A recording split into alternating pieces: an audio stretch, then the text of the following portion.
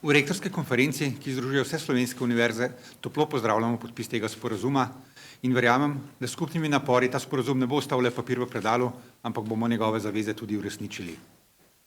Univerza in celotna akademska skupnost smo del družbe in moramo biti vpeti v družbo. Na vseh področjih njenega delovanja, vključno z gospodarstvom. Na univerzah ustvarjamo novo znanje in vzgajamo generacije, ki bodo prevzemale vodenje družbe v prihodnosti. Zato je pomembno, da smo vključeni v svoje okolje, ne le lokalno, temveč tudi širše, v državah, regijah, pa tudi globalno. A ne le vključeni. Univerze moramo biti tisti del družbe, ki s svojim znanjem usmerja prihodnji razvoj družbe in pomaga gospodarstvu pri tem razvoju. Danes se srečujemo s številnimi izzivi. Staranje prebivalstva, nove bolezni, migracije, povečevanje neenakosti, ne nazadnje pa predvsem podnebne spremembe, ki ogrožajo sam obstoj človeštva, so izzivi, jih lahko rešujemo le z znanjem in s tem, da upoštevamo znanje. V prihodnjih letih nas čakajo številni izzivi, med katerimi je eden najpomembnejših verjetno preoblikovanje gospodarstva v bolj trajnostno naravnano gospodarstvo, ki bo omogočilo nadaljevanje življenja na tem našem prelepem planetu, ki ga ta hip ni tako samo po sebi umevno, da se bo nadaljevalo. In tukaj potrebujemo veliko znanja, da bomo vse te izzive lahko podprli.